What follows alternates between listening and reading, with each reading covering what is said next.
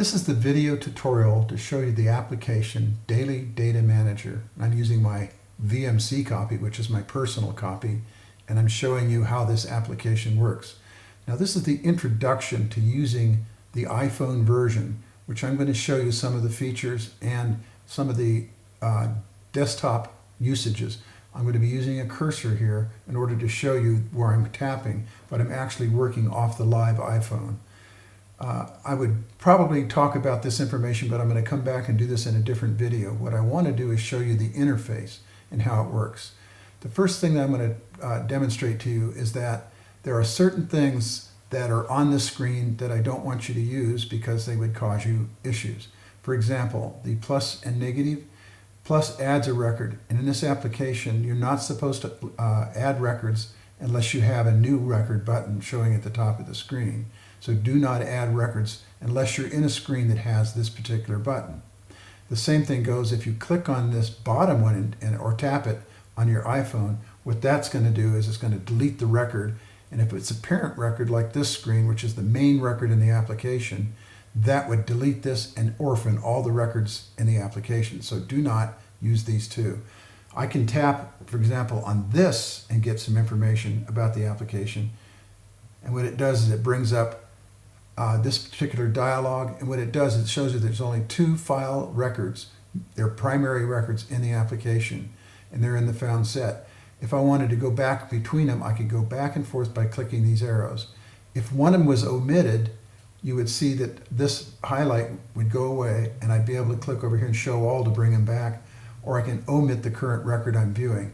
This will be covered in more detail later in different videos. So to hide this thing, just tap again on this zero little thing down here, and it goes away. Up at the top of the screen, you're going to see a folder. Now that folder, the one thing that I would say you can use, whoops, let's go ahead and tap into that again. What it did is it zoomed it out. What I want to do is tap on this and bring it down, and where it says layout on the screen here, I want to tap that, and I'm going to show you that what it'll do is it'll show you all the layouts in the application. If you get stuck on a layout and you need to get back on the screen somewhere, you can go ahead and use this to tap into a different screen or one of the other screens or the main screen. In this particular case, I can also hide and show the toolbar at the top of the screen. So if I wanted to take that toolbar at the top, I could do that. Right now, I'm just going to go ahead and say, take out everything by tapping the done, which is up here in the corner, to hide it. So let's do that. We're back on the main screen. Now, I did show you that you can zoom in and out. As far as zooming things, I'm going to show you that if you tap on the navigation screen, for example, you can see all the tap-in things that you want to use in here. If you want to, if you tap in and hold, you can scroll up and down if you need to. And then you can tap on whatever's on the screen. This is the size of all the items that are in the screen as far as different screens and subscreens, list views, and so forth. We'll be talking about those later. So the navigation allows you to go around the application by clicking on individual records and screens. Over here, if I tap in this area, in the open area where my cursor is at, I'm going to hide this menu. And the next one I'm going to do is tap on the Do Action.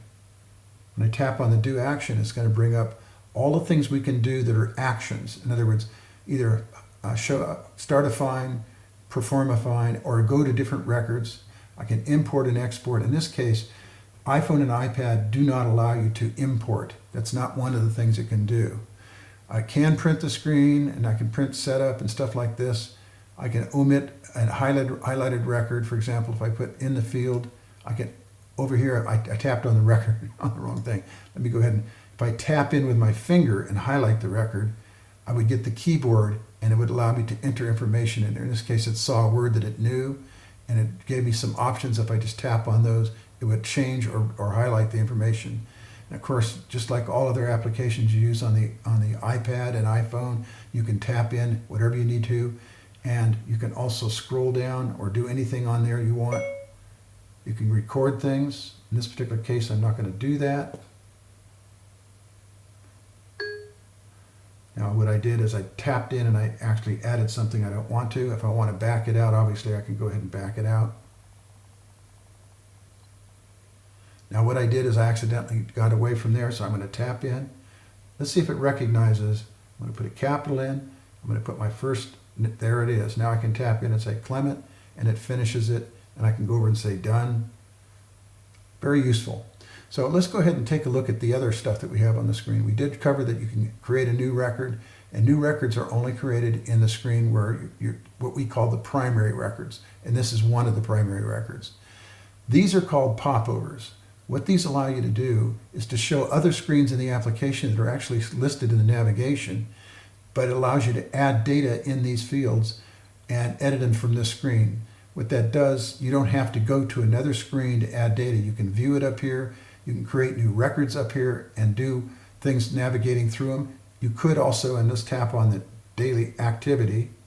In the daily activity, when I get a popover, I also have buttons here that allow me to go to the activity portal. The activity portal is the individual record that I'm viewing here and allow me to do a find. You cannot do a find in a popover, so we'll talk about that later on how to do those. But in this particular case, you can tap into any of the fields and edit them within this area. So if I tapped in there, I'd allow myself to go ahead and edit it and the keyboard would come up. To get out of there, I just click done again and it would take the screen away. Now, if I want to see a multi-line portal, in this particular case, it has multiple records in it, I can scroll up and down, and what it'll do is it'll show me all the records that are currently in this screen. You can have one to the number of records that you want to have in here. You can see these are daily activities. There's an oil change, here's a birthday party, and so forth, with all the supporting information that I need. And in some cases, there's drop downs like here, and there's also a way to edit the drop down by tapping on the actual text that tells you what the field is. So those are some of the things you can do in here, and that's true of any of the popovers. So let's go back over and look at friends and family. Here's another example. In the friends and family, this is a short one that allows me to do just, a couple of different things. For example, adding information about a visit to in this case, my daughter for Thanksgiving. And I can scroll down and create another record by just tapping it in any field and adding data in that record. It would add a new one. In the case of the social media, these are things that you set up your own different social media activities. And we're going to go back in more detail and show each one of these and how to use them. So for this video, you get the idea of how to use the popovers and add data to them. Some of them are a little different because, for example, like on photos, the photos actually show up on the screen and I can scroll through them and I can add as many as I want in the screens. You can see that. If you want to go to the photo portal for the individual, you can tap on photo portal and it would take you to that particular thing in the portal. We'll cover that in a different video. So what we're doing is giving you an introduction. I'm going to tap out. An introduction to how to use the application and how it's based on popovers and straightforward fields to add data. Like for example, I can go in here and I can say, show me a full screen, or I can say, in this case, if I tap in it, which I was using the mouse there, if I tap in it, it's going to allow me to view it larger. I can replace it, export it, or delete it. So those are some of the things we're going to learn about to do later. So done, and go out of here. Scroll the field down a little bit so I can see the top of the screen. And now if you were done using the application, you could tap on log out and it would leave the screen. Okay, this is the introduction. I hope it was helpful. If you have any questions, you can always call the developer for assistance. By the way, on the Do Action menu, right here, I'm going to point out, you can pop down and you can see that you can get to tech support site by just tapping this one button. To show more videos, you can show the videos through right here where it says YouTube Help, and that would bring up the videos. You could take your choice of all the videos or one at a time. Thank you for viewing this introduction.